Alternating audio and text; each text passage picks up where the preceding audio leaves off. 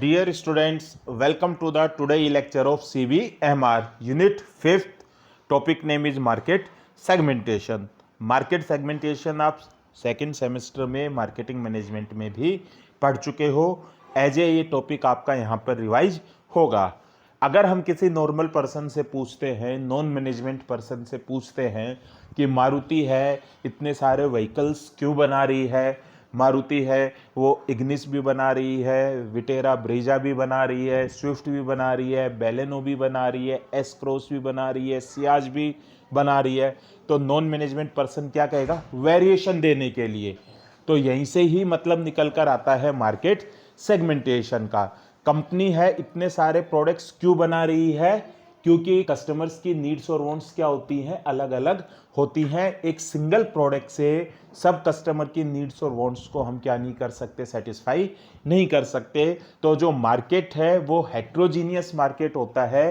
तो कंपनी है उसको मार्केट सेगमेंटेशन के थ्रू होमोजीनियस मार्केट में कन्वर्ट करती है और एक होमोजीनियस मार्केट के लिए एक प्रोडक्ट ऑफर करती है और दूसरे होमोजीनियस मार्केट के लिए दूसरा प्रोडक्ट ऑफर करती है। तो मार्केट सेगमेंटेशन की क्या मीनिंग हुई? Dividing the heterogeneous market into homogeneous market is known as market segmentation on the basis of similar preference, needs, tastes and wants. तो फ्लिप कोटलर ने क्या डेफिनेशन दी है? Market segmentation is subdividing a market into distinct and homogeneous subgroup of customers where any group can considerably be selected as a target market to be met with distinct marketing mix. Means heterogeneous market है जिसमें customer की needs wants अलग अलग हैं, उनको homogeneous sub market में divide करना। किसके बेस पर? कुछ पैरामीटर्स के बेस पर। और जो एक सेगमेंट में कस्टमर्स हैं उनके लिए अलग से product, price, place, promotion. Marketing mix का क्या मतलब होगा? प्रोडक्ट बनाना, उसकी प्राइस डिसाइड करना, उसका डिस्ट्रीब्यूशन करना और उसका प्रमोशन करना। जैसे इस डायग्राम में आप देखोगे जो लेफ्ट साइड में रेड कलर में है ये हेट्रोजीनियस मार्केट है, इसमें अलग अलग टाइप के कस्टमर्स हैं, लेकिन इसमें आप देखोगे तो कुछ कस्टमर्स सिमिलर होंगे। तो जो सिमिलर कस्टमर्स हैं उनको एक जगह पर इकट्ठा कर लिया, ग्रुप बना लिया। तो इस तरह जो हेट्रोजीनियस मार्केट था इस डायग्राम में इसमें होमोजीनियसिटी के बेस पर टोटल 5 क्या बना लिए? सेगमेंट्स बना लिए। तो इसे ही हम क्या बोलते हैं? मार्केट सेगमेंटेशन बोलते हैं। अब नेक्स्ट क्या आएगा? Levels of market segmentation. तो फर्स्ट क्या है इसमें? सेगमेंट मार्केटिंग, जिसको हम मार्केट सेगमेंटेशन बोल ही रहे हैं। Dividing the heterogeneous market into homogeneous sub market is known as market segmentation. जैसे कि फॉर एग्जांपल कोई कंपनी है वो व्हीकल्स बना रही है तो उसने मार्केट को एसयूवी, सेडान, हैचबैक इसमें डिवाइड कर रखा है, या पेट्रोल कार्स, डीजल कार्स में डिवाइड कर रखा है। तो ये कौन सी मार्केटिंग होगी? सेगमेंट मार्केटिंग होगी। किसी कंपनी ने है अपने प्रोडक्ट्स के लिए ऑक्यूपेशन के बेस पर मार्केट को डिवाइड कर रखा है, इंजीनियर्स हैं, डॉक्टर्स हैं, टीचर्स हैं, बिजनेसमैन्स हैं, तो वो कौन सा सेगमेंट होगा? Segment marketing. नेक्स्ट क्या आएगा आपका? Individual marketing. ये बेसिकली B2B में किया जाता है जहां पर नंबर ऑफ कस्टमर्स लिमिटेड होते हैं और हर कस्टमर अपने अकॉर्डिंग कस्टमाइज्ड प्रोडक्ट बनवाता है। जैसे कि for example sticker labelling machine है, हर कंपनी के प्रोडक्ट्स पर स्टिकर का साइज अलग अलग होता है, डिजाइन अलग अलग होता है, तो वो अपने अकॉर्डिंग मशीन को अलग बनवाता है। और जो आपकी ऐसी मशीन है वो पूरे इंडिया में 50-60 कस्टमर्स ही परचेज कर सकते हैं या इंडस्ट्रीज परचेज कर सकती हैं। तो आप हर इंडस्ट्री को, हर कंपनी को एक अलग सेगमेंट मानोगे और उनके लिए एक अलग प्रोडक्ट ऑफर करोगे। तो इसे हम क्या बोलते हैं? इंडिविजुअल मार्केटिंग बोलते हैं। आज की डेट में कंपनीज है वो डायरेक्ट मार्केटिंग के थ्रू भी इंडिविजुअल मार्केटिंग कर सकती हैं, क्योंकि कंपनी के पास अगर कस्टमर्स की ईमेल आईडीज हैं तो हर कस्टमर को अपने प्रोडक्ट्स के ऑफर्स हैं वो उनकी ईमेल आईडी पर अलग से भेज रही है। नेक्स्ट क्या है? निशे मार्केटिंग। तो बेसिकली जो निशे मार्केटिंग है वो सेगमेंट मार्केटिंग का ही एक पार्ट होता है। सेगमेंट मार्केट में कुछ कस्टमर्स ऐसे होते हैं जिनकी नीड्स और वांट्स अभी भी फुलफिल नहीं हो पाती है, तो उनके लिए हम अलग से प्रोडक्ट्स ऑफर कर रहे हैं, तो उसे हम क्या बोलते हैं? निशे मार्केटिंग बोलते हैं। जैसे कि फॉर एग्जांपल कोई कंपनी है उसने इनकम के बेस पर मार्केट को सेगमेंट कर रखा है और 5 लाख से कम इनकम के लिए अलग गाड़ी बना रही है, 5 से 10 लाख इनकम के लिए अलग गाड़ी बना रही है, 10 लाख से 20 लाख ईयरली इनकम वालों के लिए अलग गाड़ी बना रही है और 20 लाख से ऊपर वालों के लिए अलग गाड़ी बना रही है। अब 20 लाख ईयरली इनकम से ऊपर में वो भी होंगे जिनकी per year income 3 crore 4 crore 5 crore होगी या अरबों में होगी, वो उस कंपनी का जो प्रोडक्ट है 30 लाख का है 35 लाख की गाड़ी है उससे वो सेटिस्फाइड नहीं है। तो अब जो कंपनी है वो उन करोड़पतियों के लिए है जो रिच पर्सन्स हैं, बिजनेसमैन हैं, जो कि है अरबों रुपए करोड़ों रुपए ईयरली कमा रहे, उनके लिए वो 3 करोड़ की 4 करोड़ की 5 करोड़ की कार बना रही है। तो वो कौन सी मार्केटिंग कर रही है? निशे मार्केटिंग कर रही है। तो निशे मार्केट किसका पार्ट होगा? सेगमेंट मार्केट का। सेगमेंट मार्केट में कस्टमर्स ज्यादा होंगे, निशे मार्केट में कस्टमर्स कम होंगे। सेगमेंट मार्केट में कंपटीटर्स ज्यादा होंगे, निशे मार्केट में कंपटीटर्स कम होंगे। तो जो फरारी है, बीएमडब्ल्यू है, ऑडी है, रोल्स रॉयस है, लैम्बोर्गिनी है, ये सारी की सारी कौन सी मार्केटिंग कर रहे हैं? निशे मार्केटिंग कर रहे हैं। रोलेक्स वॉच है, कौन सी मार्केटिंग कर रहा है? निशे मार्केटिंग कर रहा है। नेक्स्ट क्या है? Local marketing. जब कोई कंपनी एक से ज्यादा कंट्री में बिजनेस करती है तो वो वहां की कंट्री की नीड्स और वांट्स के अकॉर्डिंग अपने प्रोडक्ट्स में क्या कर लेती है? चेंजेस कर लेती है। तो इसे हम कौन सी मार्केटिंग बोलते हैं? लोकल मार्केटिंग बोलते हैं। जैसे जब मैकडोनल्ड है इंडिया में आया अराउंड 1996 के, तो उन्होंने इंडियन प्लेट्स के अकॉर्डिंग है अपने प्रोडक्ट्स में क्या किया? चेंज किया। आलू टिक्की है, पनीर सालसा है, जो कि उसके जो फॉरेन में प्रोडक्ट्स थे उनसे मैच नहीं कर रहे थे। तो ये जो उसने प्रोडक्ट्स किए किसके अकॉर्डिंग किए? इंडियन मेन्यू के अकॉर्डिंग की। तो ये कौन सी मार्केटिंग हुई? आपकी लोकल मार्केटिंग हुई। तो levels of marketing, market segmentation में कौन कौन से आए? Segment marketing, individual marketing, niche marketing and local marketing. और जो कंपनी है वो मार्केट सेगमेंटेशन नहीं करती है, वो कौन सी मार्केटिंग करती है? मास मार्केटिंग। जैसे फॉर एग्जांपल झंडू बाम है, झंडू बाम है ना तो एज के बेस पर आ रहा है, ना जेंडर के बेस पर आ रहा है, ना है कम इनकम ग्रुप ज्यादा इनकम ग्रुप के लिए, वो मेजोरिटी के लिए है। जिसको भी सिर में दर्द हो रहा है वो क्या लगा सकता है? झंडू बाम लगा सकता है। तो वो कौन सी मार्केटिंग कर रहा है? मास मार्केटिंग कर रहा है। नटराज की पेंसिल है, वो कौन सी मार्केटिंग कर रहा है? मास मार्केटिंग कर रहा है। तो उस केस में उनको सेगमेंटेशन की जरूरत नहीं है। अब नेक्स्ट क्या आ जाता है? Criteria for selecting market segment. जब आप मार्केट सेगमेंटेशन कर रहे हो तो आपको सेगमेंट्स बनाते टाइम कौन कौन से क्राइटेरिया को ध्यान में रखने चाहिए? तो फर्स्ट क्या है? मीजरेबल। मतलब आप जो क्राइटेरिया बना रहे हो वो क्राइटेरिया क्या होने चाहिए? मीजरेबल होने चाहिए। जैसे एज है, हम मीजर कर सकते हैं, जेंडर है, इनकम है, उनके एजुकेशनल क्वालिफिकेशन है, ये सारी चीज हम क्या कर सकते हैं? मेजर कर सकते हैं। सेकेंड, एसेसिएबल, कि आप जो मार्केट सेगमेंट बना रहे हो वो मार्केट सेगमेंट है, उसमें डिस्ट्रीब्यूटर्स होने चाहिए, नेटवर्क होना चाहिए, ट्रांसपोर्टेशन फैसिलिटी होनी चाहिए। मतलब हर तरीके से वो मार्केट सेगमेंट कंपनी की पहुंच में होना चाहिए। Next, durables. जो आप सेगमेंट में रेंज बना रहे हो वो इतनी तो हो कि कस्टमर उसमें कुछ टाइम के लिए रहे। जैसे आपने एक सेगमेंट बनाया 5 लाख से कम इनकम ग्रुप, 5 लाख से 10 लाख इनकम ग्रुप, तो जिसकी इनकम 5 लाख रुपए है उसको कम से कम अगर वो मेहनत कर रहा है, प्रमोशन ले रहा है, तो उसको 4-5 साल तो लगेंगे 5 लाख से 10 लाख वाले ब्रैकेट को पार करने के लिए। लेकिन आप है 5 से 6 लाख का ग्रुप बना रहे हो, 6 से 7 लाख का बना रहे हो, 7 से 8 लाख का बना रहे हो, तो इस साल तो मैं 5 से 6 वाले सेगमेंट में हूं, अगले साल 6 से 7 वाले में आ जाऊंगा, उससे अगले साल 7 से 8 वाले में आ जाऊंगा।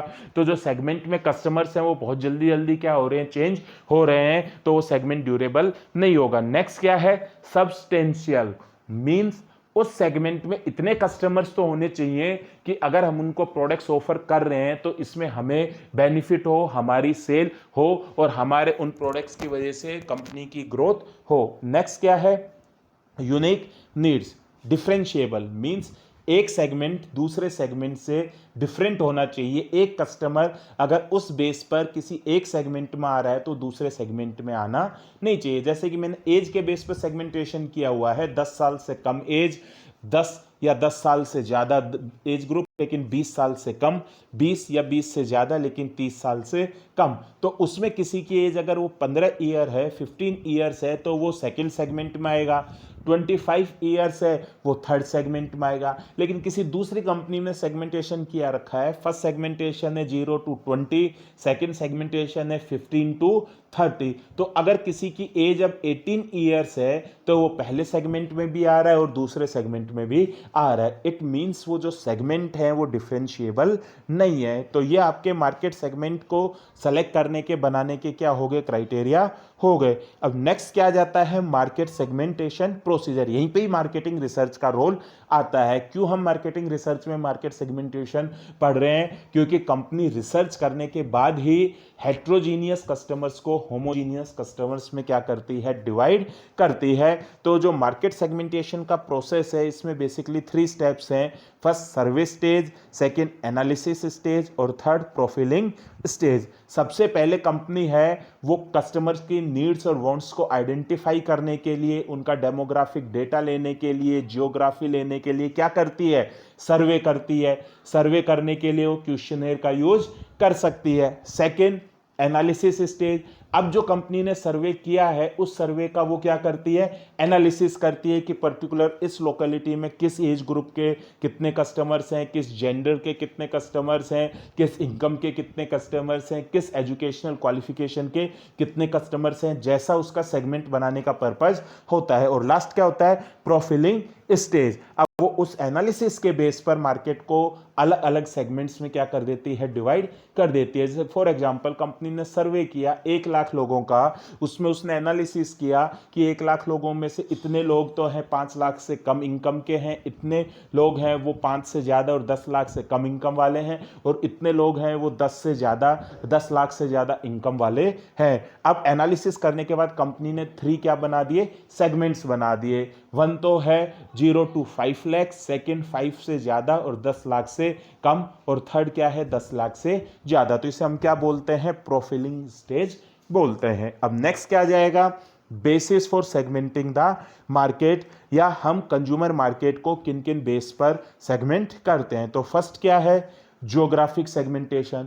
जब मार्केट को कस्टमर के जियोग्राफी के बेस पर सेगमेंट किया जाता है तो उसे कौन सा सेगमेंटेशन बोलते हैं, जियोग्राफिक सेगमेंटेशन। जैसे कंट्री के बेस पर, नेशनलिटी के बेस पर, स्टेट के बेस पर, डिस्ट्रिक्ट के बेस पर, अर्बन एरिया है, सब अर्बन एरिया है, रूरल एरिया है, सिटी के साइज के बेस पर, मेट्रो सिटी है या मेट्रो नॉन मेट्रो सिटी है, या क्लाइमेट के बेस पर विंटर लोकेशन है या समर लोकेशन है। तो ये जो सेगमेंटेशन होगा ये कौन सा सेगमेंटेशन होता है, जियोग्राफिक सेगमेंटेशन होता है। जैसे कि फॉर एग्जांपल भास्कर है या पत्रिका है, इन्होंने जो मार्केट सेगमेंटेशन किया हुआ है वो किसके बेस पर किया हुआ है, जियोग्राफी के बेस पर भी किया हुआ है। भाई एक अलवर के कस्टमर को, एक अलवर के रीडर को इंटरनेशनल न्यूज भी चाहिए, नेशनल न्यूज भी चाहिए, स्टेट न्यूज भी चाहिए, तो वो तो मेन भास्कर में आ जाती हैं। लेकिन अलवर के कस्टमर को या रीडर को उसके साथ अलवर की न्यूज भी चाहिए,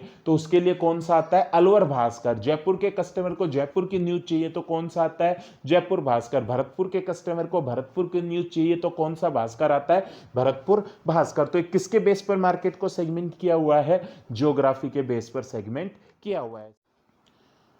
अब सेकंड बेसिस कौन सा आ जाता है सेगमेंटेशन का, डेमोग्राफिक सेगमेंटेशन। तो डेमोग्राफी का क्या मतलब होता है, study of the characteristics of human population is known as demography. तो जब कोई भी कंपनी जो ह्यूमन पॉपुलेशन के कैरेक्टरिस्टिक्स हैं, जैसे कि एज है, जेंडर है, income, occupation, religion, social class, family size, family life cycle, इनके बेस पर मार्केट को सेगमेंट करती है, तो उसे हम कौन सा सेगमेंटेशन बोलते हैं, डेमोग्राफिक सेगमेंटेशन बोलते हैं। तो ये सबसे ज़्यादा पॉपुलर और सबसे ज़्यादा यूज्ड बेसिस है मार्केट सेगमेंटेशन का। और जब कोई कंपनी जियोग्राफी और डेमोग्राफी दोनों के बेस पर करती है तो उसे हम कौन सा सेगमेंटेशन बोलते हैं, जियो डेमोग्राफिक सेगमेंटेशन बोलते हैं। तो जो डेमोग्राफिक सेगमेंटेशन में सबसे ज़्यादा पॉपुलर कैरेक्टरिस्टिक्स हैं जिनके बेस पर मार्केट को सेगमेंट किया जाता है वो कौन कौन से हैं, age and life cycle stage. ये मैं आप लोगों को ऑलरेडी बता चुका हूँ। एज के बेस पर लाइफ साइकिल में कौन कौन सी सी स्टेज आती है? Infants, school going childrens, teenagers, youth, adult and senior citizens. तो जो कंपनी है, हर एज ग्रुप में रिक्वायरमेंट क्या होती है, नीड्स और वांट्स अलग अलग होती हैं, उसके बेस पर वो मार्केट को क्या कर सकती है, सेगमेंट कर सकती है। जैसे कि जॉनसन एंड जॉनसन है और हिमालय है, ये बेबी केयर प्रोडक्ट्स बना रही हैं, तो ये किसके बेस पर मार्केट को सेगमेंट कर रही है, एज के बेस पर, और इन्फेंट्स को ये टारगेट कर रही हैं। जो है कंपनी है वो बच्चों के लिए यूनिफॉर्म है, स्टेशनरी है, कॉपीज हैं, रजिस्टर्स हैं, ये बना रही हैं। ये किसके बेस पर कर रही हैं, एज के बेस पर। और किनको टारगेट कर रही हैं, स्कूल गोइंग चिल्ड्रंस को। बिवरेजेस कंपनी है, पेप्सी है, कोको कोला है, ये यूथ को क्या कर रही है, टारगेट कर रही है। जो कंपनी स्पोर्ट्स कार बना रही है, स्पोर्ट्स बाइक बना रही है, वो किसको टारगेट कर रही है, यूथ को टारगेट कर रही है। और जो कंपनी है मेडिकल इक्विपमेंट्स बना रही है, बीपी की मशीन है या फिर है आपके घुटनों के दर्द की दवाई है, ये बना रही है, किनको टारगेट कर रही है, सीनियर सिटीजन्स को। कोई कंपनी एंटी रिंकल क्रीम बना रही है, वो किनको टारगेट करेगी, एडल्ट्स को, क्योंकि 40 की एज के बाद है रिंकल्स आना स्टार्ट होते हैं। सेकंड, डेमोग्राफिक सेगमेंटेशन में कौन सा क्राइटेरिया आ गया, जेंडर। जो कंपनी वॉचेज बनाती है वो किसके बेस पर मार्केट को सेगमेंट कर रही है, जेंडर के बेस पर, क्योंकि मेल वॉच अलग आएगी, फीमेल वॉच अलग आएगी। जो कंपनीज मैगजीन्स पब्लिश कर रही हैं वो भी मार्केट को किसके बेस पर सेगमेंट कर सकती हैं, जेंडर के बेस पर। अपैरल बनाने वाली कंपनीज भी मार्केट को किसके बेस पर सेगमेंट करती हैं, जेंडर के बेस पर सेगमेंट करती हैं। नेक्स्ट जो पॉपुलर डेमोग्राफिक सेगमेंटेशन का क्राइटेरिया है वो कौन सा है, इनकम। ऑटोमोबाइल्स कंपनी है, किसके बेस पर मार्केट को सेगमेंट कर रही हैं, इनकम के बेस पर। डिजाइनर ज्वेलरीज हैं, डिजाइनर क्लोथ्स हैं, वो मार्केट को किसके बेस पर सेगमेंट कर रहे हैं, इनकम के बेस पर। जो कंपनीज हैं रियल एस्टेट में डील कर रही हैं, वो जो फ्लैट्स बना रही हैं, वो किसके बेस पर मार्केट को सेगमेंट कर रहे हैं, इनकम के बेस पर। तो सेकेंड क्राइटेरिया कौन सा हो गया, डेमोग्राफिक सेगमेंटेशन। थर्ड है साइकोग्राफिक सेगमेंटेशन। डेमोग्राफिक सेगमेंटेशन तो ये बताता है कि कौन ये प्रोडक्ट परचेज करेंगे, कौन ये प्रोडक्ट परचेज नहीं करेंगे। लेकिन साइकोग्राफिक सेगमेंटेशन ये बताता है जो ये प्रोडक्ट परचेज करेंगे तो क्यों करेंगे, और परचेज नहीं करेंगे तो क्यों नहीं करेंगे। तो डेमोग्राफिक सेगमेंटेशन तो व्हाट एक्सपेक्ट को कवर करता है, और जो साइकोग्राफिक सेगमेंटेशन है वो वाई एस्पेक्ट को कवर करता है। जैसे कि फॉर एग्जांपल, दो पर्सन हैं, दोनों की एज सेम है, दोनों 26 ईयर्स के हैं, दोनों ही दिल्ली में रहते हैं, दोनों ही एक सेम कंपनी में जॉब करते हैं, दोनों की डेजिग्नेशन भी सेम है, लेकिन एक तो फॉर एग्जांपल है सेडान गाड़ी परचेज कर रहा है, दूसरा हैचबैक गाड़ी परचेज कर रहा है। तो वो कौन सा सेगमेंटेशन के बेस पर होगा, साइकोग्राफिक सेगमेंटेशन के बेस पर हो सकता है। तो फर्स्ट क्या है, लाइफ स्टाइल। भाई दो पर्सन है, दोनों की एज सेम है, दोनों का डेजिग्नेशन सेम है, दोनों की सैलरी सेम है, लेकिन दोनों का वे ऑफ लिविंग लाइफ क्या हो सकता है, डिफरेंट। तो उसे ही क्या बोलते हैं, लाइफ स्टाइल बोलते हैं। जिसके लाइफ स्टाइल में मॉडरेटिटी है, जो ओपन लाइफ स्टाइल है, वो है कंज्यूमर प्रोडक्ट्स पर ज़्यादा पैसा खर्च करेगा, सेविंग पर इतना ज़्यादा फोकस नहीं करेगा। कईयों की लाइफ स्टाइल कंजर्वेटिव होती है, पैसा खूब होता है लेकिन वो पैसे को खर्च नहीं करते हैं, तो वो है ज़्यादा कंज्यूमरिज्म प्रोडक्ट्स पर पैसा खर्च नहीं करेंगे। Second, personality. हर कोई अपने पर्सनैलिटी के अकॉर्डिंग प्रोडक्ट क्या कर रहा है, परचेज कर रहा है। एक की पर्सनैलिटी में फिजिकल फिटनेस अच्छी है, डील डोल अच्छी है, तो रॉयल इनफील्ड परचेज कर रहा है। दूसरा है नॉर्मल बाइक है, वो परचेज कर रहा है, किसके बेस पर, पर्सनैलिटी के बेस पर। एक है वो बिल्कुल फिट एंड फाइन कपड़े पहनता है, दूसरे थोड़े लूज क्लोथ्स पहन रहा है, किसके बेस पर, उनकी पर्सनैलिटी के बेस पर। थर्ड क्या है, एटीट्यूड। हर किसी का एटीट्यूड भी अलग अलग होता है, उसके बेस पर उनका बिहेवियर भी क्या होता है, अलग अलग होता है। किसी का एटीट्यूड है कि एरिएटेड ड्रिंक्स हैं, जो सॉफ्ट ड्रिंक्स हैं वो हेल्थ के लिए अच्छी नहीं है, तो वो उनको अवॉइड करेगा। और जिसका कोई ऐसा एटीट्यूड नहीं है वो सॉफ्ट ड्रिंक को प्रेफर करता है। फोर्थ सेगमेंटेशन है बिहेवियरल सेगमेंटेशन। अभी तक जो अपन ने तीनों सेगमेंटेशंस पढ़े थे, demographic segmentation, geographic segmentation and psychographic segmentation. ये बेसिकली कंपनी कस्टमर के प्रोडक्ट परचेज करने से पहले बनाती है। लेकिन जो बिहेवियरल सेगमेंटेशन है, ये बेसिकली कंपनी जो कस्टमर प्रोडक्ट को परचेज कर कर अपना बिहेवियर शो करते हैं, उसके बेस पर वो अपने कस्टमर्स को अलग अलग सेगमेंट में डिवाइड करती है। तो फर्स्ट क्या होगा, ओकेजन्स। आर्चीज है, उसने ओकेजन के बेस पर अपने मार्केट को सेगमेंट किया हुआ है। वो जो कार्ड्स बना रही है, न्यू ईयर के अलग कार्ड होते हैं, दिवाली के अलग कार्ड होते हैं, रक्षाबंधन के अलग कार्ड होते हैं, तो किसके क्रिसमस के अलग कार्ड होते हैं, ग्रीटिंग कार्ड्स होते हैं। तो किसके बेस पर उसने मार्केट को सेगमेंट किया हुआ है, ओकेजन के बेस पर। कैलोग्स है, उसके जो कॉर्नफ्लेक्स हैं, उसने भी किसके बेस पर मार्केट को सेगमेंट किया हुआ है, ओकेजन के बेस पर।